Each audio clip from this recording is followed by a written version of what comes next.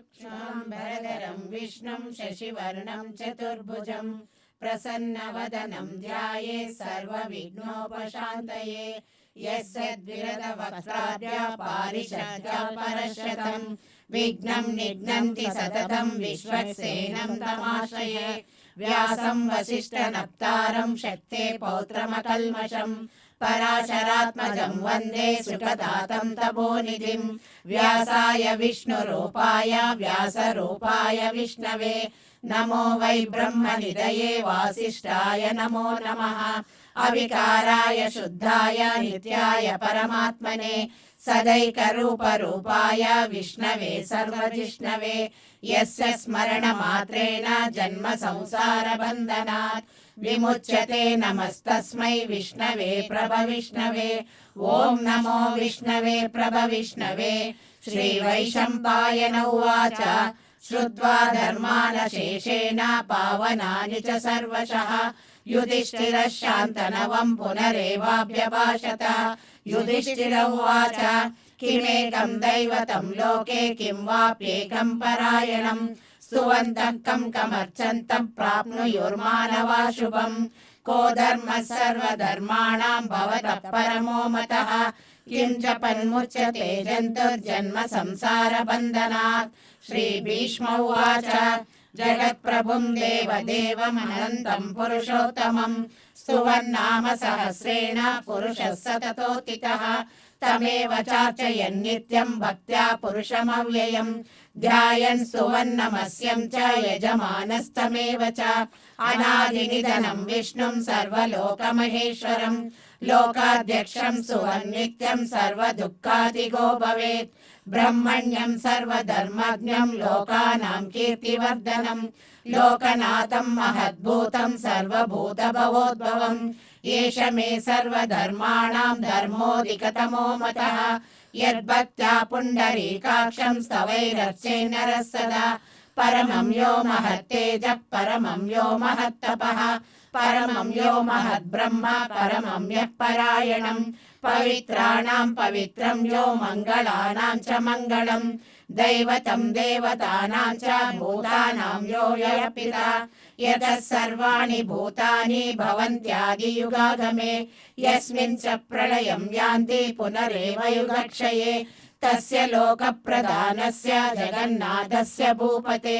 विष्णोर्नाम सहस्रं मे शृणु पापभयापहम्। यानि नामानि गौणानि विख्यातानि महात्मनः ऋषिभिः परिगीतानि तानि वक्ष्यामि भूतये। ऋषिर्नाम्नां सहस्रस्य वेदव्यासो महामुनिः छन्दोऽनुष्टुप् तथा देवो भगवान् देवकीसुतः। अमृतांशोद्भवो बीजं शक्तिर्देवकी नन्दनः त्रिसामासयंसस्य शान्तत्वे विनियुज्यते। विष्णुं जिष्णुं महाविष्णुं प्रभविष्णुं महेश्वरम् अनेकरूपदैत्यान्तं नमामि पुरुषोत्तमम्। अस्य श्रीविष्णोर्दिव्यसहस्रनाम स्तोत्र महामन्त्रस्य श्रीवेदव्यासो भगवान् ऋषिः अनुष्टुप् छन्दः। श्रीमहाविष्णुः परमात्मा श्रीमन्नारायणो देवता अमृतांशोद्भवो भानुरिति बीजम् देवकी नन्दनः षष्ठेति शक्तिः उद्भवः शोभनो देव इति परमो मन्त्रः। शङ्खबृन्नन्दकी चक्रीति कीलकम् शाङ्गधन्वा गदाधर इत्यस्त्रम् रथाङ्गपाणिरक्षोभ्य इति नेत्रम् त्रिसामासामगः सामेति कवचम् आनन्दं परब्रह्मेति योनिः ऋतुः सुदर्शनकाल इति दिग्बन्धः श्रीविश्वरूप इति ध्यानम्। श्रीमहाविष्णुः प्रीत्यर्थे सहस्रनाम पारायणे विनियोगः ध्यानम्। क्षीरोदन्वत् प्रदेशेषु शिमणिविलसत्सैकते मौक्तिकानां माला क्लुप्तासनस्तस्फटिकमणिनिभैर्मौक्तिकैर्मण्डिताङ्गः शुभ्रैरभ्रैरदभ्रैरुपरि विरचितैर्मुक्तपीयूषवर्षैः आनन्दीनः पुनीयादरिनलिनगदा शङ्खपाणिर्मुकुन्दः। भूपादौ यस्य नाभिर्व्यदसुरनिलश्चन्द्रसूर्यौ च नेत्रे कर्णावाशा शिरोद्यौर्मुखमपि दहनो यस्य वासेयमब्धिः अन्तस्तं यस्य विश्वं सुरनरकगगो भोगि गन्धर्वदैत्यैः चित्रं रम्यते तं त्रिभुवनवपुषं विष्णुमीशं नमामि। ॐ नमो भगवते वासुदेवाय। शान्ताकारं भुजगशयनं पद्मनाभं सुरेशं विश्वाधारं गगनसदृशं मेघवर्णं शुभाङ्गं लक्ष्मीकान्तं कमलनयनं योगिरुद्यानगम्यं वन्दे विष्णुं भवभयहरं सर्वलोकैकनाथं मेघश्यामं पीतकौशेयवासं श्रीवत्साङ्गं कौस्तुभोद्भासिताङ्गं पुण्योपेतं पुण्डरीकायताक्षं विष्णुं वन्दे सर्वलोकैकनाथं। नमः समस्तभूतानाम् आदिभूताय भूभृते अनेकरूपरूपाय विष्णवे प्रभविष्णवे सशङ्खचक्रं सकिरीटकुण्डलं सपीतवस्त्रं सरसीरुहेक्षणं सहारवक्षस्थलशोभिकौस्तुभं नमामि विष्णुं शिरसा चतुर्भुजं छायायां पारिजातस्य हेमसिंहासनोपरि आसीनमम्बुदश्याममायताक्षमलङ्कृतं चन्द्राननं चतुर्बाहुं श्रीवत्साङ्कितवक्षसं रुक्मिणी सत्यभामाभ्यां सहितं कृष्णमाश्रये। ॐ विश्वं विष्णुर्वषट्कारो भूतभव्यभवत्प्रभुः भूतकृद्भूतभृद्भावो भूतात्मा भूतभावनः भूतात्मा परमात्मा च मुक्तानां परमागतिः अव्ययः पुरुषः साक्षी क्षेत्रज्ञोऽक्षर एव च योगो योगविदां नेता प्रधानपुरुषेश्वरः नारसिंहवपुः श्रीमान् केशवः पुरुषोत्तमः सर्वशिवस्ताणुर्भूतादिर्निधिरव्ययः सम्भवो भावनो भर्ता प्रभवः प्रभुरेश्वरः स्वयंभू शम्भुरादित्यः पुष्कराक्षो महास्वनः अनादिनिधनो दाता विधाता धातुरुत्तमः अप्रमेयो ऋषिकेशः पद्मनाभोऽमरप्रभुः विश्वकर्मा मनुस्वष्टा स्तविष्टस्तविरो ध्रुवः अग्राह्यः शाश्वतः कृष्णो लोहिताक्षप्रदर्दनः प्रभूतस्त्रिकगुब्धाम पवित्रं मङ्गलं परम् ईशानः प्राणदः प्राणो ज्येष्ठश्रेष्ठः प्रजापतिः हिरण्यगर्भो भूगर्भो माधवो मधुसूदनः ईश्वरो विक्रमी धन्वी मेधावी विक्रमक्रमः अनुत्तमो दुरादर्श कृतज्ञ कृतिरात्मवान् सुरेशः शरणं शर्म विश्वरेखा प्रजाभवः अह संवत्सरो व्याल प्रत्ययः सर्वदर्शनः अजः सर्वेश्वरः सिद्धः सिद्धिः सर्वादिरच्युतः वृषा कपिरमेयात्मा सर्वयोगविनिःसृतः वसुर्वसुमनः सत्यः समात्मा संहितः समः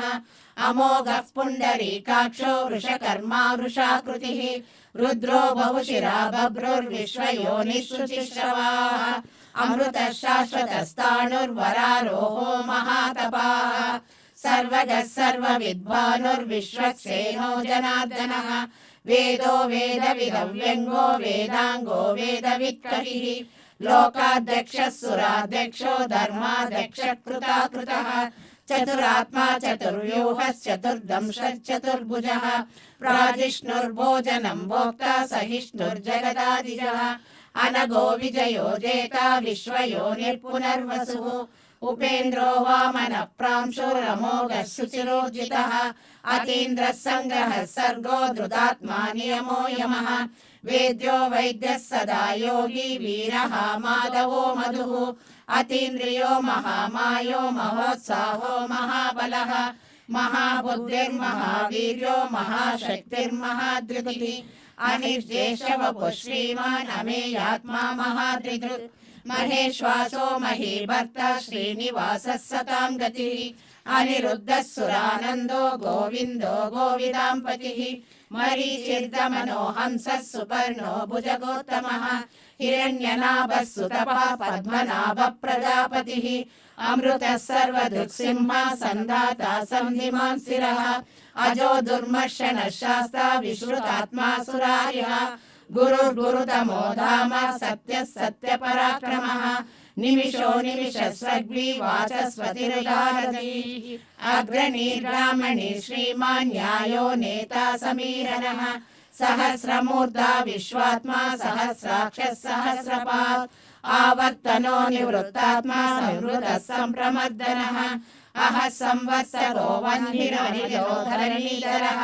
सुप्रसाद प्रसन्नात्मा विश्वदृग्विश्वभुग्विभुः सत्कर्ता सत्कृतः साधुर्जन्मन्नारायणो नरः असंख्येयो प्रमेयात्मा विशिष्टः शिष्टहृच्छुचिः सिद्धार्थः सिद्धसंकल्पः सिद्धिदः सिद्धिसाधनः वृषाही वृषभो विष्णुर्वृषपर्वो वृषोदरः वर्धनो वर्धमानश्च विविक्तः श्रुतिसागरः सुभुजो दुर्धरो वाग्मी महेन्द्रो वसुदो वसुः नैकरूपो बृहद्रूपः श्रीविविष्टप्रकाशनः ओजस्तेजो द्युतिधरः प्रकाशात्मा प्रतापनः रुद्धस्पष्टाक्षरो मन्त्रश्चन्द्रांशुर्भास्करद्युतिः अमृतांशो भानुश्शशबिन्दुः सुरेश्वरः औषधं जगतः सेतुः सत्यधर्मपराक्रमः भूतभव्यभवन्नाथः पवनः पावनो नलः कामः कामकृत्कान्तः कामः कामप्रदः प्रभुः युगादिकृद्युगावर्तो नैकमायो महाशनः अदृश्यो व्यक्तरूपस्य सहस्रजिदनन्तजित् इष्टो विशिष्टः शिष्टेशः शिखण्डी नवुषो वृषः क्रोधः क्रोधकृत्कर्ता विश्वबाहुर्महीधरः अच्युतः प्रतितः प्राणः प्राणदो वासवानुजः अपां निधिरधिष्ठानम् अप्रमत्तः प्रतिष्ठितः स्कन्दः स्कन्दधरो दुर्यो वरदो वायुवाहनः वासुदेवो बृहद्भानुरादिदेवः पुरन्दरः अशोकस्ताररस्तारः शूरः शौरिर्जनेश्वरः अनुकूलः शतावर्तः पद्मी पद्मनिवेक्षणः पद्मनाभोरविन्दाक्षः पद्मगर्भः शरीरभृत् महर्निर्वृद्धो रुद्रात्मा महाक्षो गरुडध्वजः अतुलः शरभो भीमः समयज्ञो हविर्हरिः सर्वलक्षणलक्षण्यो लक्ष्मीवान् समितिञ्जयः विक्षरो रोहितो मार्गो हेतुर्दामोदरः सहः महीधरो महाभागो वेगवानमिताशनः उद्भवः शोभनो देवः श्रीगर्भः परमेश्वरः करणं कारणं कर्ता विकर्ता गहनो गुहः व्यवसायो व्यवस्थानः संस्थानस्थानदो ध्रुवः परद्यः परमस्पष्टः तुष्टः पुष्टः शुभेक्षणः रामो विरामो विरतो मार्गो नेयो नयो नयः वीरः शक्तिमतां श्रेष्ठो धर्मो धर्मविदुत्तमः वैकुण्ठः पुरुषः प्राणः प्राणदः प्रणवः पृथुः हिरण्यगर्भः शत्रुघ्नो व्याप्तो वायुरधोक्षजः ऋतुः सुदर्शनः कालः परमेष्ठी परिग्रहः उग्रः संवत्सरो दक्षो विश्रामो विश्वदक्षिणः विस्तारस्तावरस्ताणुः प्रमाणं बीजमव्ययम् अर्धोऽनर्थो महाकोशो महाभोगो महाधनः अनिर्विण्णः सविष्टो भूधर्मयूपो महामतः नक्षत्रनेमिर्नक्षत्री क्षमः क्षामः समीहनः यज्ञयुज्यो महेज्यस्य क्रतुः सत्रं सतां गतिः सर्वदर्शी विमुक्तात्मा सर्वज्ञो ज्ञानमुत्तमम् सुरतः सुमुखः सूक्ष्मः सुघोषः सुगतः सुहृत् मनोहरो जितक्रोधो वीरबाहुर्विदारणः स्वापनस्ववशो व्यापी नैकात्मा नैककर्मकृत् वत्सलो वत्सलो वत्सी रत्नगर्भो धनेश्वरः धर्मकृद्धर्मे सदसक्षरमक्षरम् अविज्ञाता सहस्रांशुर्विधाता कृतलक्षणः गभस्तिनेमिः सत्त्वस्थः सिंहो भूतमहेश्वरः आदिदेवो महादेवो देवेशो देवभृद्गुरुः उत्तरो गोपतिर्गोप्ता ज्ञानगम्यः पुरातनः शरीरभूतभृद्भोक्ता कपीन्द्रो भूरि दक्षिणः सोमपो ऋतभः सोमः पुरुजित्पुरुषोत्तमः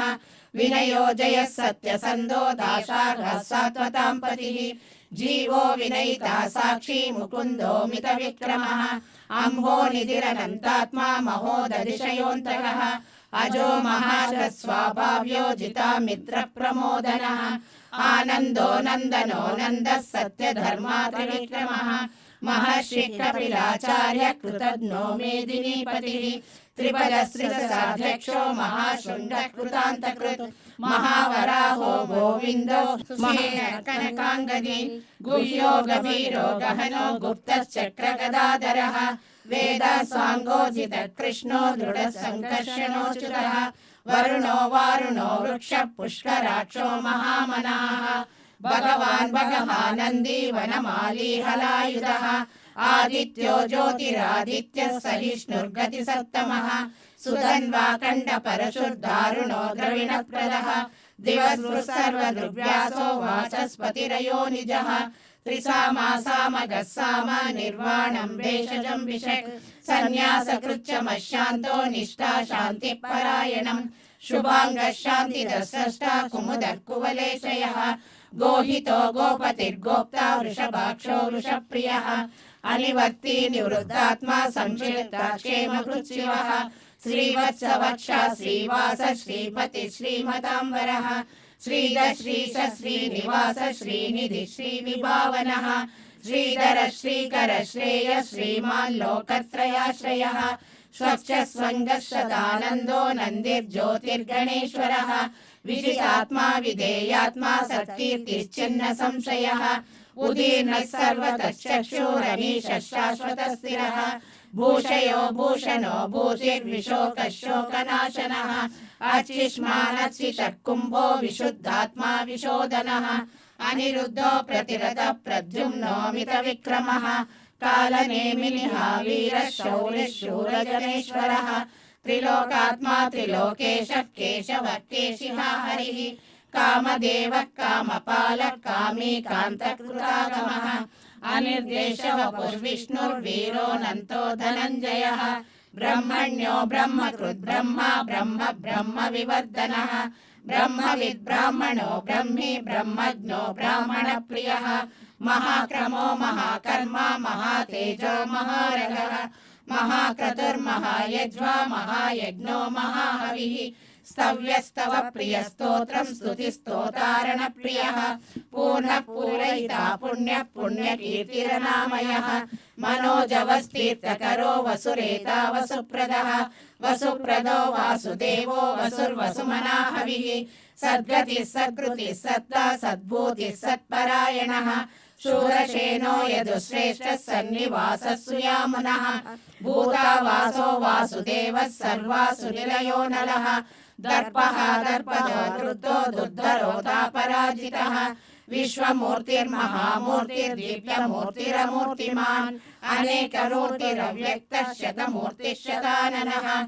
एको नैकः सवः किं यत्तत्पदमनुत्तमम् लोकबन्धुर्लोकनाथो माधवो भक्तवत्सलः सुवर्णवर्णो हेमाङ्गो वराङ्गश्चन्दनाङ्गदी वीरः विषमः शून्यो घृतासीनचलश्चलः अमानी मानदो मान्यो लोकस्वामी त्रिलोकधृः सुमेधा मेधजो धन्यः सत्यमेधाधराधरः तेजो वृषो द्युतिधरः सर्वशस्त्रभृताम्बरः प्रग्रहो निग्रहो व्यग्रो नैकशृङ्गो गदाग्रजः चतुर्मूर्तिश्चतुर्बाहुश्चतुर्व्यूहश्चतुर्गतिः चतुरात्मा चतुर्भावश्चतुर्वेदविवेकवान् समावर्तो निवृत्तात्मा दुर्जयो दुरतिक्रमः दुर्लभो दुर्गमो दुर्गो दुरावासो दुरारिः शुभाङ्गो लोकसारङ्गः सुतन्तुः सन्तुवर्धनः इन्द्रकर्मा महाकर्मा कृतकर्मा कृतागमः उद्भवः सुन्दरः सुन्दो रत्ननाभः सुलोचनः अर्गो वाजनः शृङ्गी जयन्तः सर्वविजयी सुवर्णबिन्दुरक्षोभ्यः सर्ववागीश्वरेश्वरः महाक्रदो महाकर्तो महाभूतो महानिधिः कुमुदः कुन्दरः कुन्दः पर्जन्यो पावनो निलः अमृतांशो स्वपुः सर्वज्ञः सर्वतोमुखः सुलभः सुरतः सिद्धः शत्रुजित् शत्रुतापनः न्यग्रोधो दुम्बरो श्वस्तः चाणूरान्ध्रनिषूदनः सहस्राक्षिः सप्तजिह्वः सप्तैधा सप्तवाहनः अमूर्तिरनघो चिन्त्यो भयकृद्भयनाशनः अणुर्बृहत्स्थूलो गुणभृन्निर्गुणो महान् अभृतस्वभृतस्वास्य प्राग्वंशो वंशवर्धनः भारभृत्कथितो योगी योगीशः सर्वकामदः आश्रमः श्रमणः श्यामः सुपर्णो वायुवाहनः धनुर्धरो धनुर्वेदो दण्डो दमैतादमः अपराजितः सर्वसहो नियन्ता नियमो यमः सत्त्ववान् सात्विकः सत्यः सत्यधर्मपरायणः अभिप्राय प्रियारोरप्रियकृत्प्रीतिवर्धनः विहाय सगतिर्ज्योतिः सुरुचिर्हुतबुद्विभुः रविर्विरोचनः सूर्यः सविता रविलोचनः अनन्तो हुतबुद्भोक्ता सुखदो नैकदोग्रजः अनिर्विण्णः स रामः श्रीलोकाधिष्ठानमद्भुतः सनातनतमः कपिलः कपिरव्ययः स्वस्तिदः स्वस्तिकृत् स्वस्ति स्वस्तिभुः स्वस्ति दक्षिणः अरौद्रः कुण्डली चक्री विक्रम्योर्जितशासनः शब्दादिगः शब्दशः शिशिरः शर्वरीकरः अक्रूरः पेशलो दक्षो दक्षिणक्षमिनाम्बरः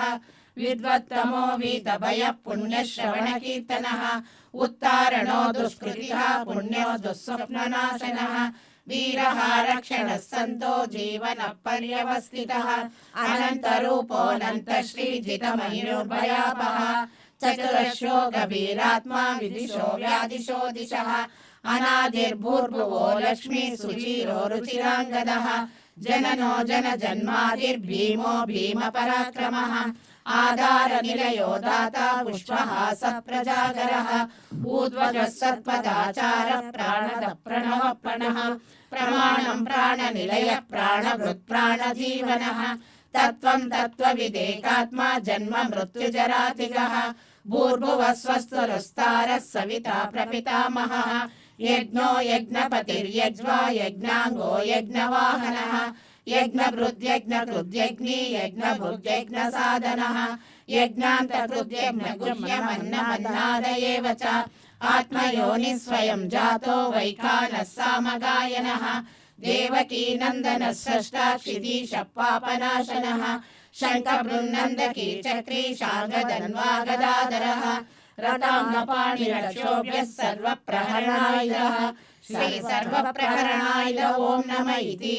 वनमाली गदीशाङ्गी शङ्की चक्री च नन्दकी श्रीमान्नारायणो विष्णुर्वासुदेवो विरक्षतु वनमाली गदीशाङ्गी शङ्की चक्री च नन्दकी श्रीमान्नारायणो विष्णुर्वासुदेवो विरक्षतु वनमाली गदीशाङ्गी शङ्की चक्री च नन्दकी श्रीमान्नारायणो विष्णुर्वासुदेवो विरक्षतु श्रीवासुदेवो विरक्षतु ॐ नम इति इदं कीर्तनीयस्य केशवस्य महात्मनः नाम्नां सहस्रं दिव्यानामशेषेण प्रकीर्तितं य इदं शृणुयात् नित्यं यश्चापि परिकीर्तयेत् नाशुभं प्राप्नुयात् किञ्चित् सोमुत्रेण च मानवः वेदान्तगो ब्राह्मणस्य क्षत्रियो विजयी भवेत् वैश्योधन समृद्धस्य शूद्रः सुखमवाप्नुयात् धर्मार्थी प्राप्नुयात् धर्मार्थार्थी चार्थमाप्नुयात् कामानवाप्नुयात् कामी प्रजाति चाप्नुयात् प्रजा भक्तिमान्यस्तदोताय श्रुतिसद्गतमानसः सहस्रं वासुदेवस्य नाम्नामेतत् प्रकीर्तयेत् यशः प्राप्नोति विपुलं ज्ञाति प्राधान्यमेव च अचलां श्रियमाप्नोति श्रेयः प्राप्नोत्यनुत्तमम् न भयं क्वचिदाप्नोति वीर्यं तेजस्य विन्दति भवत्यरोगो द्युतिमान् बलरूपगुणान्वितः रोगार्तो मुच्यते रोगात् बद्धो मुच्येत बन्धनात् भयान् मुच्येत भीतस्तु मुच्येतापन्न आपदः दुर्गार्णगितरस्त्याशु पुरुषः पुरुषोत्तमम् स्तुवन्नाम सहस्रेण नित्यं भक्तिसमन्वितः वासुदेवाश्रयो मर्त्यो वासुदेवपरायणः सर्वपापविशुद्धात्मा याति ब्रह्म सनातनम् न वासुदेव भक्तानाम् अशुभं विद्यते क्वचित् जन्म मृत्युजरा व्याधि भयं नैवोपजायते इमं स्तवमदीयानः श्रद्धा भक्तिसमन्वितः युज्येतात्मसुखशान्ति श्रीस्मृतिभिः न क्रोधो न च मात्सर्यं न लोभो नाशुभा मतिः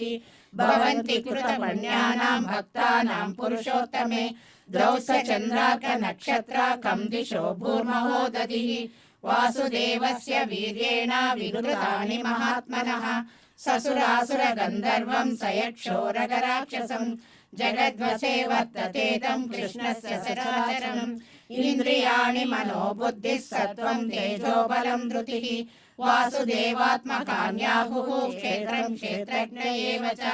सर्वागमानामाचारं प्रथमं परिकल्पते आचार प्रभवो धर्मो धर्मस्य प्रभुरच्युतः ऋषयः पितरो देवा महाभूतानि धातवः जङ्गमाजङ्गमं चेदं जगन्नारायणोद्भवम् योगो ज्ञानं तथा साङ्ख्यं विद्या शिल्पादिकर्म च वेदाशास्त्राणि विज्ञानम् एतत् सर्वं जनार्दनात् एको विष्णुर्महद्भूतं पृथग्भूतान्यनेकशः त्रिलोकान् व्याप्य भूतात्मा भुङ्क्ते विश्वभुगव्ययः इमं स्तवं भगवतो विष्णोर्व्यासेन कीर्तितं पठेदेचेत् पुरुषः श्रेयः प्राप्तं सुखानि च विश्वेश्वरमजं देवं जगतः प्रभुमव्ययम् भजन्ति ये पुष्कराक्षं न ते यान्ति पराभवम् न ते यान्ति पराभवम् ॐ नमः इति अर्जुन उवाच पद्मपत्र विशालाक्ष पद्मनाभसुरोत्तम भक्तानामनुरक्तानां त्राता भव जनार्दन श्रीभगवानुवाच यो मां नाम सहस्रेण स्तोतुमिच्छति पाण्डव सोऽहमेकेन श्लोकेन स्तुत एव न संशयः स्तुत एव न संशय ॐ नमः इति व्यास उवाच वासनाद् वासुदेवस्य वासितं भुवनत्रयं सर्वभूतनिवासोऽसि वासुदेव नमोऽस्तुते श्रीवासुदेव नमोऽस्तु ॐ नमः इति पार्वत्युवाच केनोपायेन लघुना विष्णो नाम सहस्रकं पठ्यते पण्डितैर्नित्यं श्रोतुमिच्छाम्यहं प्रभो ईश्वर उवाच श्रीराम राम रामेति रमे रामे मनोरमे सहस्रनाम तत्तुल्यं राम नाम वरानने श्रीराम राम रामेति रमे रामे मनोरमे सहस्रनाम तत्तुल्यं राम नाम वरानने श्रीराम राम रामेति रमे रामे मनोरमे सहस्रनाम तत्तुल्यं राम नाम वरानने श्रीराम नाम वरानन ॐ नमः इति ब्रह्मोवाच नमो स्वनन्ताय सहस्रमूर्तये सहस्रपादाक्षिशिरोरुबाहवे सहस्रनाम्ने पुरुषाय शाश्वते सहस्रकोटियुगधारिणे नमः श्रीसहस्रकोटियुगधारिणे नमो नमः इति सञ्जय उवाच यत्र योगेश्वरः कृष्णो यत्र पार्थो धनुर्धरः तत्र श्रीर्विजयो भूतिर्ध्रुवा नीतिर्मतिर्मम श्रीभगवानुवाच अनन्या चिन्तयन्तो मां ये जनाः पर्युपासते तेषां नित्याभियुक्तानां योगक्षेमं वहाम्यहम् परित्राणाय साधूनां विनाशाय च दुष्कृतां धर्म संस्थापनार्थाय सम्भवामि युगे युगे आर्ता विषण्णा शिथिला च भीता घोरेषु च व्याधिषु वर्तमानाः संकीर्त्य नारायण शब्दमात्रं विमुक्तदुःखा सुखिनो भवन्तु कायेन वाचा मनसेन्द्रियैर्वा बुद्ध्यात्मना वा प्रकृते स्वभावात् करोमि यद्यत् सकलं परस्मै नारायणायेति समर्पयामि यदक्षरपदभ्रष्टं मात्राहीनं तु यद्भवेत् तत्सर्वं क्षम्यतां देवा नारायण नमोऽस्तुते विसर्गबिन्दुमात्राणि पदपादाक्षराणि च न्यूनानि चातिरिक्तानि क्षमस्व पुरुषोत्तम सर्वं श्रीकृष्णार्पणमस्तु।